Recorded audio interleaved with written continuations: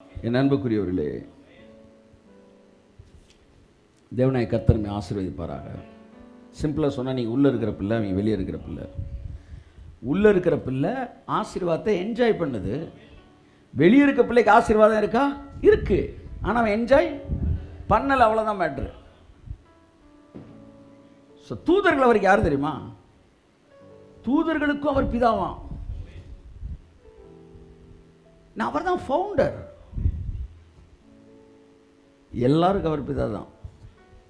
ஆமென் சொல்லுங்க. ஸோ நீங்கள் அவருக்கு பிள்ளைகளாக இருக்கிறீர்கள். ஸோ நான் என்ன சொல்ல வரேன்னா, அவர் எனக்கு அப்பானா, he has the responsibility to answer my prayer.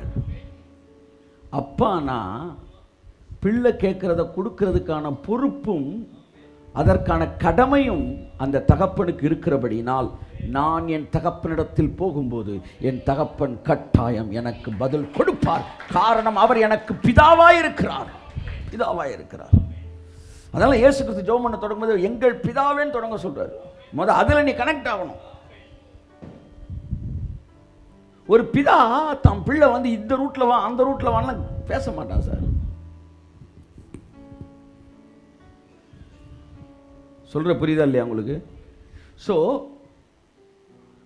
அந்த உறவை நீங்கள் புரிந்து கொண்டால் ஜெபத்தை வந்து நீங்க வேற மாதிரி யோசிக்கவே மாட்டீங்க.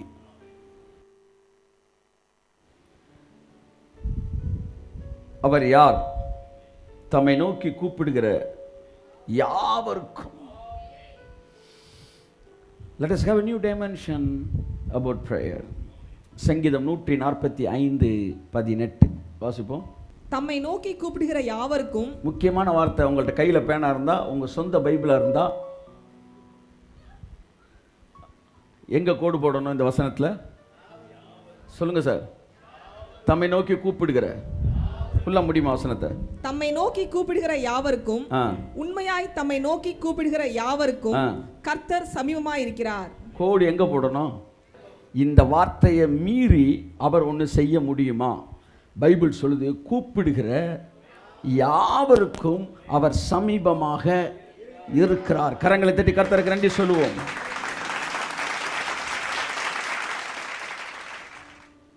ஆமென் சொல்லுவோம். அவரை நோக்கி கூப்பிடுகிற யாவருக்கும் மட்டும் இல்லையா, அவரை நோக்கி கூப்பிடுகிற யாவற்றுக்கும் அவர் சமீபமாக இருக்கிறார். மனுஷன் கூப்பிட்டா மட்டும் இல்லை, இந்த காக்கா குஞ்சு இதெல்லாம் கூப்பிட்டா கூட உடனே பதில் கொடுப்பார் அந்த தேவன். ஆமென் சொல்லுங்க. சங்கீதம் 147:9 வாசிங்க. அவர் மிருக ஜீவன்களுக்கும் கூப்பிடுகிற காக்கை குஞ்சுகளுக்கும் ஆகாரம் கொடுக்கிறார். என்ன சார், என்ன சார், எப்படி சார் உங்க ஜெபத்துக்கு பதில் தர மாட்டார்னு யார் சார் சொன்னது? நீங்கள் நிர்வாணி என்று உங்களுக்கு அறிவித்தது யார் சார்? கூப்பிடுகிற காக்கை குஞ்சுக்கும். காக்கை கூட பறந்து போய் எடுத்துரும், அந்த குஞ்சு வந்து பறக்க தெரியாது, ஆனால் அது கூப்பிடுமா கா கா, உடனே அப்படியே அடைகிறார் தேவன். கர்த்தர் சொல்ல, காகங்களை பார், அவைகளை பார்க்கிலும் நீ விசேஷித்தவன் அல்லவா. அப்ப காக்கா கூப்பிட்ட உடனே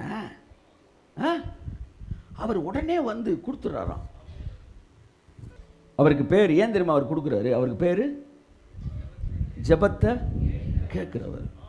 கூப்பிடுகிற யாவருக்கும் அவர் சமீபமானவர். இந்த யாவருக்கும் அப்படின்ற இடத்துக்குள்ள நீங்க வந்துட்டீங்கன்னா, நீங்க இருக்கீங்களா இல்லையா? நீங்க இருக்கீங்களா இல்லையா? நீதிமான்கள்ன்றதுலே நீங்க இருக்கிறீங்க. அதைத்தான் நம்ப முடியல. இந்த யாவருக்கும் இருக்குல்ல, யாவர்னா யாவர் தானே, அப்ப அதுக்குள்ள நான் வரணும்ல, அதை விட நம்ப முடியல. அவரை தொட்ட யாவரும் சுஸ்தமானார்கள்.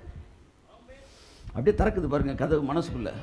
இந்த திறக்குதுல, இதுக்கு பேர் தான் விசுவாசம்.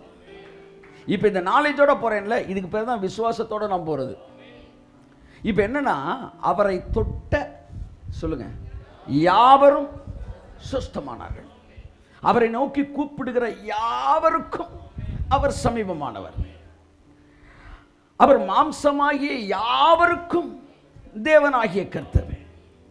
சங்கீதம் 70:4 தம்மை தேடுகிற யாவரும் சந்தோஷப்படுவார்கள். வாசிங்க 70:4. உம்மை தேடுகிற யாவரும் உம்மில் மகிழ்ந்து சந்தோஷப்படுவார்களாக. உமது ரட்சிப்பில் எங்க ஓடு போடணும்? தேடுகிற யாவரும். இப்போ இதுலேருந்து என்ன சொல்ல வரீங்க? நீங்கள் நைட்டு போய் நீங்கள் ஜோம் பண்ணுறீங்க, உங்கள் ஜெபத்துக்கு பதில் தருவாரா மாட்டாரா? இவ்வளோ வசனம் இருக்குது பாருங்கள். வாழ்க்கையில் ரெண்டு ஸ்டைல் ஆஃப் ஃபெய்த் தாங்க. ஒன்று, தேவன் ஏற்கனவே கொடுத்துருக்கிற ப்ராமிஸின் அடிப்படையில் என்ன ஆசீர்வதிப்பார் என்கிற அடிப்படையில் அந்த லெவல் விசுவாசத்தில் இருக்கிறது.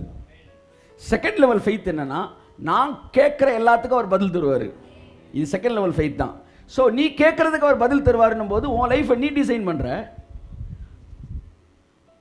அவர் ஏற்கனவே வச்சிருக்கிற ப்ராமிஸ் எல்லாம் எனக்கு நிறைவேற்றுவார்ன்றது அந்த டிசைன் நான் என்ன செய்கிறேன்? ஆசீர்வதிக்கப்படுறேன். நான் இன்செக்யூராக ஃபீல் பண்ணும்போது நான் கேட்டால் தான், எனக்கு இப்போ ஒரு அர்ஜென்ட் நீட் இருக்குது, எனக்கு பைபிளில் என்ன ஆசீர்வாதம்லாம் இருக்குன்னு தெரியல, அதெல்லாம் படிச்சுட்டு நான் நிற்க முடியாது, எனக்கு இப்போ ஒரு அர்ஜென்ட்டாக ஒரு நீட் இருக்குது, நான் எந்த ப்ராமிஸின் அடிப்படையில் போகிறது அப்படின்னா, ஜெபத்தை கேட்கிறவரே மாம்சமான யாவரும் உம்மிடத்தில் வருவார்கள், கேளுங்கள் உங்களுக்கு கொடுக்கப்படும். இது எல்லாமே ப்ராமிஸ் தான். நீங்கள் இப்போ ஜெபத்தின் அடிப்படையில் வரல, இப்போவும் நீங்கள் எதன் அடிப்படையில் வரீங்க? ப்ராமிஸின் அடிப்படையில் தான் நீங்கள் வரீங்க. ஆமென் சொல்லுவோம். ஸோ ஜெபத்தை குறித்து சொல்லப்படுவதும் ப்ராமிஸ் தான். நான் அடிக்கடி ஒரு தடவை சமீபத்தில் கர்த்தரோட பேசும்போது, ஆண்டவரே நான் ப்ராமிஸை நம்புகிறேன், நான் ஜெபத்தை நம்பலைன்னாரு. ஜெபத்தை பற்றி ப்ராமிஸ் கொடுத்துருக்கேன், அதை நம்புறியான்னாரு. ஜெபத்துக்கு பதில் தருவேன்ற ஒரு ப்ராமிஸ் தானே. ஓ, இப்போ நான் ஜெபம் பண்ணுறேன், இப்போ நான் ஜெபத்தை நம்பலை, இப்போ நான் ப்ராமிஸை நம்புகிறேன். என்ன ப்ராமிஸ்னா, நான் ஜெபம் பண்ணால் அவர் கேட்பார்ன்ற ஒரு ப்ராமிஸ் இருக்குது, அந்த ப்ராமிஸை நான் நம்புகிறேன், அதனால ஜெபம் பண்ணுறேன். ப்ராமிஸை நம்பினா ஜெபம் பண்ண வேண்டியதுன்னு அவசியம் இல்லை. ஜெபத்துக்கு பதில் தருவார்ன்ற ப்ராமிஸ் இருந்தாலுமே அந்த ப்ராமிஸ் அந்த ப்ராமிஸை பேஸ் பண்ணி நீங்கள் ஜெபம் பண்ணாலே நீங்கள் ப்ராமிஸ் அடிப்படையில் தான் வரீங்க. ஆமென், ஆமென்.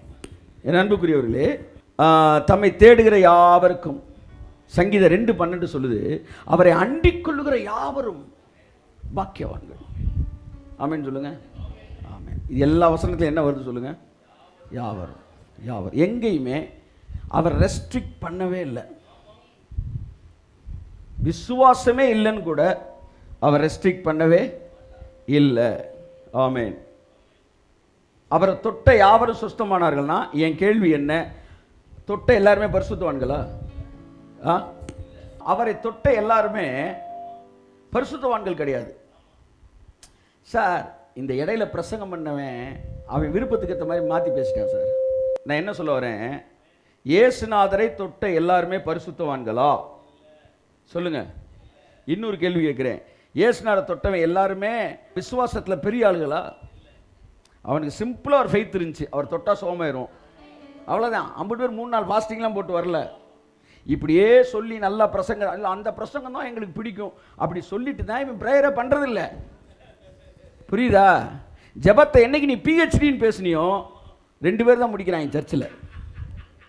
நான் சொல்கிறேன், ஜெபம் பிஹெச்டி இல்லைப்பா, இட்ஸ் எலிமெண்ட்ரி. அதனால் நம்ம சர்ச்சில் 50 பேர் ஜெபம் பண்ணுறாங்க. ஆமென். ஜெபம் எளிமையானது நீங்கள் நினைப்பதை விட. ஏனென்றால் தேவன் இனிமையானவர் நீங்கள் நினைப்பதை விட. என் அன்புக்குரியவர்களே, தம்மை நோக்கி கூப்பிடுகிற யாவருக்கும் அவர் சமீபமானவர். பிரைஸ் காட், ஹல்லேலூயா. ஸோ நான் என்ன சொல்ல வரேன் என்றால், ஜெபத்துக்கு வர்றதுக்கு முன்னாடி எந்த ஜெபத்தை எல்லாம் அவர் கேட்க மாட்டார்ன்ற மைண்ட் செட்டில் இருக்காதீங்க. இந்த காக்கை குஞ்செல்லாம் கூப்பிடுதான் காக்கான்னு. எனக்கு ஒரு ஞாபகம் வந்துச்சு. ஒரு ஊழியக்காரர் சொன்னார், 1 மணி நேரம் ஜெபிப்பது எப்படி? 15 நிமிடம் ஸ்தோத்திரம், 15 நிமிடம் பாடல், 15 நிமிடம் விண்ணப்பம். இப்போ இந்த காக்கா எப்படி என்ன செய்யுது? முதல் 5 நிமிஷம் கா கா அப்படின்னு தொடங்குதா? இல்லை இல்லை, அதான ப்ரொசீஜரு. முதல் 5 நிமிஷம் பாட்டு பாடணும், சரியா? அப்புறம் 1000 தோத்திர பலி. அப்பா பிதாவே தோத்திரம், அன்பின் பிதாவே தோத்திரம், நித்திய பிதாவே. என்னையா யாரையா நீ எங்க இருந்தியா வந்த? இவங்கெல்லாம் பெரிய உன்னதமான பிரசங்கியெல்லாம் அது புரியல. காக்கா எப்படி கூப்பிடுது? கா கா, அவ்வளோதான்.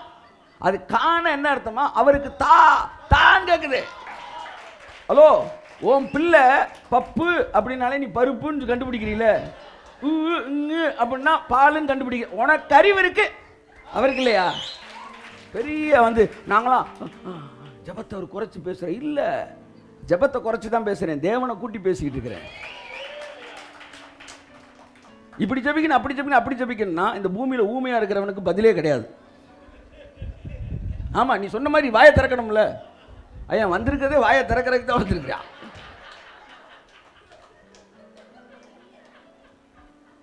எப்படி ஜெபிப்பேன்னு 1.5 மணி நேரம் பேசின பிறகு மெதுவாக அந்த பாஸ்டர்கிட்ட போயிட்டு, பாஸ்டர் இப்போ ஊமையாக இருக்கிறவங்களுக்கெல்லாம் கேளுங்க, 1.5 மணி நேரம் ப்ரேயரே இப்போ அடியாகி போச்சு. ஸோ நல்லா கவனிங்க, தேவன் இந்த வார்த்தை, அலங்காரம், டெக்கரேஷன் இந்த பேஸ்லாம் கிடையாது. கூப்பிடுகிற காக்கை குஞ்சுக்கும். காக்கையாச்சும் கூப்பிடுது, காக்கையாச்சும். நீங்கள் தண்ணிக்குள்ளே முங்கிட்டீங்க சார், வாயை திறந்து கூப்பிடுவீங்க, கூப்பிட்டா தண்ணி உள்ளே போயிடும். என்ன கொடுமை இல்லை? ப்ராக்டிக்கலாக யோசிங்க. நம்ம இதுக்கு முன்னாடி இருந்தவங்க யோசிக்கலை, அதனால் நீ ஏமாத்திட்ட. சரி பரவாயில்ல, அந்த காலகட்டத்துக்கு அவர்கள் நன்மை செய்தார்கள், கர்த்தர் அவர்களை ஆசீர்வதிப்பாராக. அதுக்கு மேலே பேசக்கூடாது. நம்ம இந்த காக்கையாச்சும் கூப்பிடுதான், திமிங்கலம் கூப்பிடவும் செய்யாதான். இப்படி அப்படி பார்க்குமா, நீர் விளையாடும்படிக்கு நீர் உண்டாக்கின திமிங்கலங்கள். திமிங்கலத்தை படைச்சதுக்கு நோக்கம் என்ன தெரியுமா? விளையாடு, நல்லா விளையாடு தண்ணி.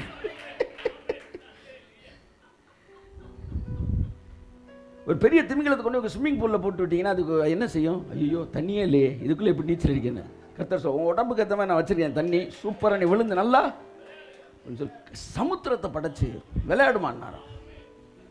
தேவன் வேறங்க. அப்ப அது பார்க்குது, காக்கா காண்டு. இது எல்லாத்துக்கும் பதில் தர தேவன் உங்ககிட்ட என்னப்பா நீ 15 நிமிஷம் ஸ்தோத்திரம் பண்ணல, நீ அப்பா பிதாவே சொன்ன அன்பின் பிதாவே, நித்திய பிதாவே, நீதியின் ராஜாவே, தப்பு ரிதமிக்கு பாட்டு பாடல, இன்னைக்கு சங்கீதம் வாசித்தியா இல்லை, எல்லாம் பண்ணிட்டே சங்கீதம் அப்புறம் நீதிமொழி ஒரு சில வச்சிருக்காங்க சார் இந்த பேட்டர்னு. சங்கீதம் நீதிமொழிகள் 1000 தோத்திரமொழி அப்படியே முடிச்சோம். அப்பா நல்லா இருக்கு, உனக்கு நல்லா இருக்கு, அதை சொல்லு. ஆனால் இப்படி நீ பைபிள் இப்போ நான் சொல்லிட்டேன் எல்லா ஜபத்துக்கும் பதில் தருவா, நான் பேசுனதுக்கு வசனம் காட்டுறேன். இன்னைக்கு 50 வசனம் கொண்டு வந்திருக்கிறேன். கேட்பதற்கு நீங்கள் பொறுமையாக இருந்தால் 50 பேசுகிறேன். ஆனால் நீ இந்த பேட்டர்ன்லாம் கேட்டாருன்னு சொல்றியா, அதுக்கு ஒரு வசனம் காட்டு. இப்படி கஷ்டமாக ஆக்கி ஆக்கி ஆக்கி உன் சர்ச்சில் இருக்கவங்களாம் ஜெபிக்க விடாம பண்ணிவிட்ட. ஆனால் என்னைக்கு சார் ஒருத்தர் என்கிட்ட ஃபோன் பண்ணி உங்கள்கிட்ட ஒரு மணி நேரம் பேசணும் அப்படின்னாருன்னா அடுத்த மாதம் பேசுங்கன்னு சார், 1/2 hour அப்படின்னாருன்னா ஃபோனில் நெக்ஸ்ட் வீக் நான் சொல்கிறேன் சார். சார் 2 நிமிஷம் அப்படின்னாருன்னா இப்போயே சொல்லுங்கன்னு, இப்போயே சொல்லுங்கள் அப்படின்னு. அப்படி தான் உங்கள் ப்ரேயரு ரொம்ப கஷ்டமாக சொன்ன உடனே அவன் சூப்பராக இருக்குது, ஒரு நாள் ஜெபம் பண்ணுமியா, நல்லா லீவ் எடுத்துட்டு காலையிலேருந்து உட்காந்து நீ பண்ணவே மாட்ட. ஆனால் நான் சொல்கிறேன், நீ அவரை பார்த்த உடனே உனக்கு பதில் தருவார், அவர்கிட்ட கேட்ட உடனே பதில் தருவார்னு சொன்னா என்ன தெரியுமா நினைப்பீங்க? இந்த அப்போ போகிறப்பே பண்ணிடுறேன். அங்கே தான் தேவன் ஜெயிக்கிறார். ஆனால் பிசாசு அழகாக்குவதாய் சொல்லி தேவன் யார் ஜெபத்துக்கு பதில் தராரு? த வேர்ல்டு ஃபர்ஸ்ட் மர்டரர், இந்த உலகத்தின் முதல் கொலைகாரனாகிய காயின், தன் சகோதரனை கொலை செய்த காயின், அவனை பார்த்து சொல்றாரு, உன்னை பார்க்கிற எவனும் உன்னை கொன்று போடுவான், நீ இந்த பூமியில் சபிக்கப்பட்டவனாய் இருப்பாய். சொன்னவன சொல்றான், ஆண்டவரே நீர் எனக்கு கிட்ட தண்டனை சகிக்க முடியாது, என்னை பார்க்கிற யாவரும் என்னை கொன்று போடுவானே என்று சொன்ன உடனே காயினின் ஜெபத்திற்கு கர்த்தர் பதில் கொடுத்தார். அவன் நெற்றியில் ஒரு அடையாளத்தை போட்டார். தன் சகோதரனை கொலை செய்த காயினின் ஜெபத்திற்கு பதில் கொடுக்கக்கூடிய அளவிற்கு தேவன் இழகிய மனமுடையவர் என்றால் என்னுடைய ஜெபத்திற்கும் உன்னுடைய ஜெபத்திற்கும் கைத்தட்டுங்க சார், கொடுங்க சார்.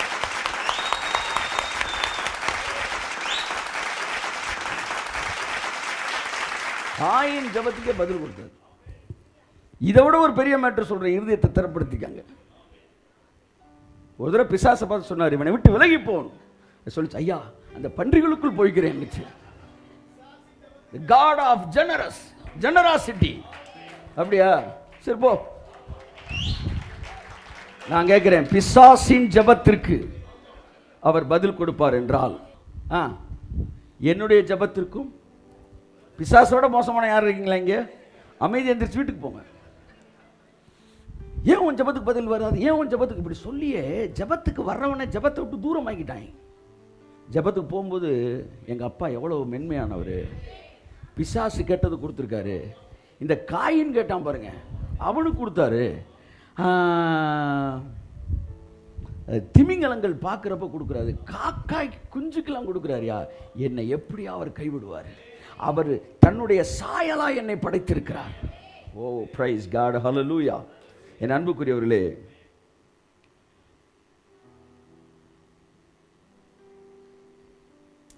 அதாவது இதற்கு முன்பாக சொல்லப்பட்ட செய்திகள் எல்லாம் உங்கள் ஜெபத்தை எப்படி வல்லமையுள்ளதாய் மாற்றுவது என்று சொல்லிக் கொடுப்பதிலே நேரம் செலவழித்து விட்டார்கள்.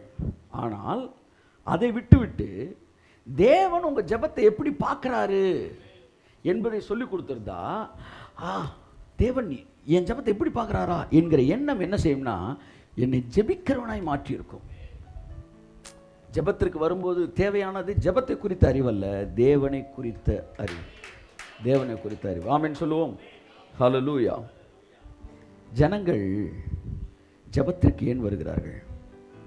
எப்போ அவன் விசுவாசம் அப்படியே நடுங்குதோ, எப்போ அவனுடைய வாழ்க்கையில் தேவைகள் பெருகுதோ, சிவியரான நீடு, வீக்னஸ், சிக்னஸ், டிசீஸ், கதறல், கண்ணீர், புலம்பல், அழுகை, இவைகளின் மத்தியில் தான் தேவனை நோக்கி ஒருத்தன் கதறிட்டு வரான்.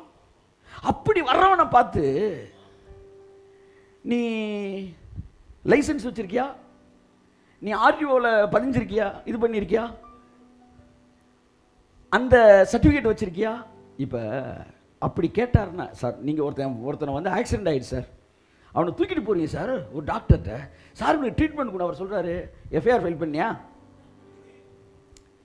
என்ஓசி வச்சிருக்கியா, சார் உயிர் போயிட்டுருக்கு சார், சார் உயிர் போயிட்டுருக்கு சார், இல்லை இல்லை இல்லை எல்லாம் ரூல்ஸ் தான் சார் முக்கியம், ரூல்ஸ் முக்கியம். இப்படி பேசினா அவன் மனுஷனா மிருகமா? சொல்லுங்க சார். சார் இந்த உலகத்தில் தேவையில் ஒருத்தன் ஓடி கதறி வரும்போது அங்க ஒருத்தன் ரூல்ஸ் ரெகுலேஷன் பேசினா அவன் மிருகம் என்றால், இரக்கத்தில் ஐஸ்வர்யம் உள்ள தேவனிடத்திலே ஒரு மனிதன் வந்து நிற்கும் போது அவன்கிட்ட டிமாண்ட் பண்றாரா? யார் யார் சொல்லி கொடுத்தது? அப்படி டிமாண்ட் பண்ணா அவர் மிருகம். மிருகம். என் தேவன் அப்படிப்பட்டவர் அல்ல, அல்ல.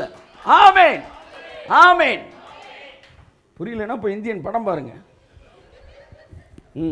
பிள்ளை உசுருக்கு ஊசல் ஆகிட்டு போய் நிப்பாப்பில் கமலஹாசன் அப்படின்னு சொல்லுவான், ஆர்டிஓ என்ஓசி வாங்கிட்டியா, எஃப்ஐஆர் பெஞ்சாயா?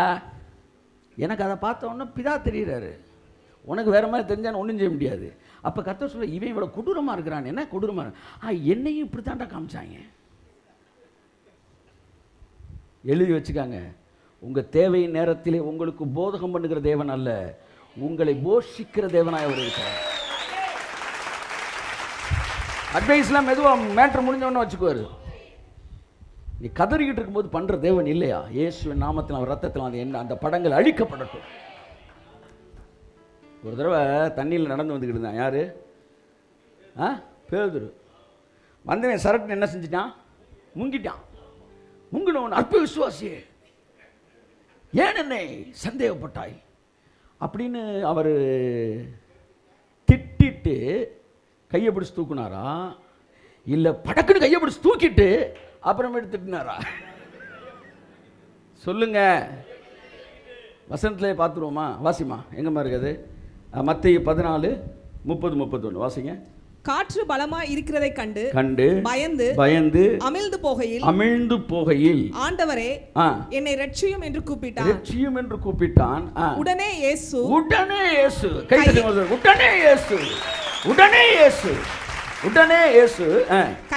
கையை நீட்டி அவனை பிடித்து அற்ப விசுவாசியே. அப்புறம் தான் வருது. பிடிச்சிட்டு பேசினாரா, பேசிட்டு பிடிச்சாரா? பேசிட்டு பேசியிருந்தா, பிடிச்சிருந்தா அவர் பேசி முடிக்கிறதுக்குள்ள அவன் இருந்திருக்க மாட்டான். இதுதாங்க பிரச்சனைன்னு ஒருத்தன் கடவுள்கிட்ட வரும்போது அந்த 7 பாயிண்ட் எழுதிக்காங்க. இதெல்லாம் கரெக்டாக நீங்கள் பண்ணிங்கன்னா கர்த்தர் உங்களுக்கு தருவார். டிமேஜே தானப்பா, அவர் அப்படி கிடையாது. கூக்குரல் கேட்பவரே நன்றி ஐயா, என் குறைகளை தீர்ப்பவரே, நன்றி நன்றி ஐயா.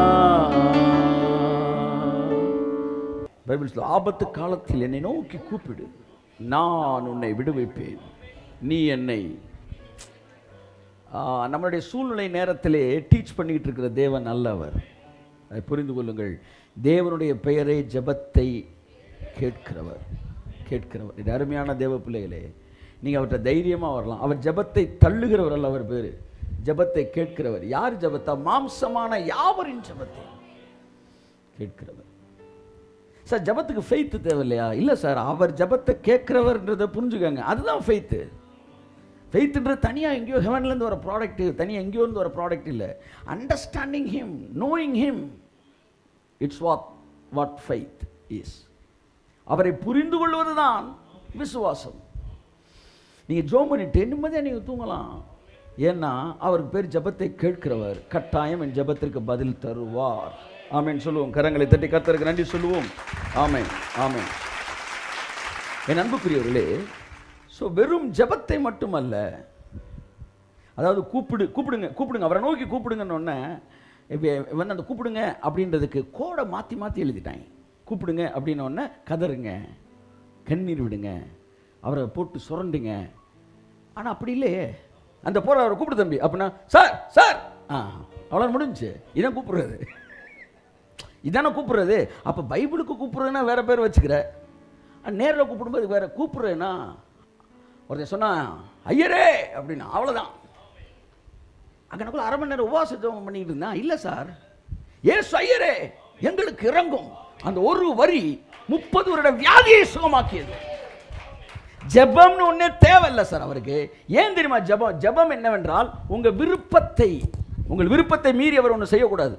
ஏன்னா உங்களை வந்து அவர் தேவனை மாதிரி படைச்சிருக்காரு. அப்போ உங்கள்கிட்ட இருந்து வர பெர்மிஷன் தான் ப்ரேயர், உங்களுடைய டிசையர் தான் ப்ரேயர். 38 வருஷம் வியாதியாக இருந்தவனை பார்த்து கேட்டார், நீ சோமான் விரும்புறியான்னு கேட்டார். அவன் விரும்புறியான்னு நான் பாருங்க, அவ்வளோதான் ப்ரேயரு. 38 வருஷம் வியாதிக்கு 3 நாள் உபவாசம் போட்டான். அப்போ தேவன் எப்படி ஹேண்டில் பண்ணுறாரு, எப்படி டீல் பண்ணுறாரு தம் பிள்ளைகளை. தம்பி இது 3 நாள், இது வந்து 3 வருஷ வியாதி, அதனால் 1 நாள் ஜெபம் பண்ணு. 38 வருஷம் வியாதி, 3 நாள் ஜெபம் பண்ணு அப்பெல்லாம் சொல்லலையே அவர். அவ்வளோதான். இதை புரிஞ்சுக்கிட்டனால தான் இயேசு பிதாட்ட எல்லா ஜெபத்துக்கும் பதில் வாங்கினார். எல்லா ஜெபத்துக்கும் பதில் வாங்கினார். காரணம் அவருக்கு தெரியும், என் பிதா வந்து என் ஜெபத்துக்கு ஒரு நாளும் பதில் கொடுக்காம இருக்கவே. அவருக்கு ஒரு ஸ்ட்ராங் ஹோப் இருந்துச்சு, நீர் எப்போதும் எனக்கு செவி கொடுக்கிறீர். ஜெபிக்கிறவனுக்கு இருக்க வேண்டிய ஒரு பெரிய வெளிப்பாடு என்னன்னா, அவர் எங்களுக்கு எப்போதும் செவி கொடுக்கிறவர். கெனத்தி ஹேகின் சொல்றார், 50 வருடம் நான் ஜெபித்திருக்கிறேன், என்னுடைய 50 வருட ஜெபத்திலே ஒரு ஜெபத்திற்கு கூட நான் பதில் வாங்காமல் இருந்தது இல்லை. பிரேயர்ன்றது என்னுடைய டிசையரை நான் காட்டுறது தானே ஒழிய அது ஒரு டிமாண்டு கிடையாது. இந்த ஃபார்மெல்லாம் ஃபில்அப் பண்ணுங்க சார், அவர் உயிருக்கு போராடிட்டு இருக்காரு, ஃபார்மை ஃபில்அப் பண்ணுங்க சார். ஃபில்அப் பண்ணி முடிக்கும்போது அவர் செத்துருவார். Prayer is not a formality which should be fulfilled. It is the sharing of the feelings. Sharing the feelings.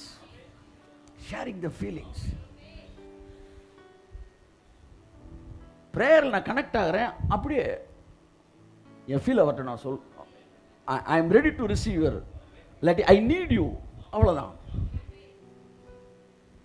இந்த ரெஸ்லிங் பார்த்துருக்கீங்களே, உள்ளே இருக்கிற என்ன செஞ்சுக்கிட்டு இருக்கிறான், அடிச்சுக்கிட்டு இருப்பான், அவன் இவனை அடிப்பான், இவன் அவனை அடிப்பான், கடைசியில் இங்கே அடி வாங்கிட்டே இருப்பான். ஒருத்தன் எய்த் அடிக்க தெரியாது, இவன் ஆள் ஒருத்தன் வெளியில் இருப்பான், அவன் சும்மா நின்றுட்டு தான் இருப்பான். ஏன்னா இவர் கையை நீட்டிக்கிட்டே இருப்பான். எது கையை நீட்டிக்கிட்டு இருக்கிறான்? இவர் தட்டணும். அப்போ இவர் தட்டினா தான் உள்ளே வரணும். அவன் கையவே தட்டலைன்னா அவன் அடி வாங்கிட்டு போய் ஒன்றும் செய்ய முடியாது. ஏன்னா அவன் பெர்மிஷன் தேவை. அப்படித்தான் நீங்கள் அப்படி தட்டுறீங்களே, அவ்வளோதான் ப்ரேயர். அவ்வளோதான் ப்ரேயர். நீங்கள் தட்டினோன்னு அவர் உள்ள இறங்கிடுவார். விடுறா நான் பார்த்து ஒதுங்க.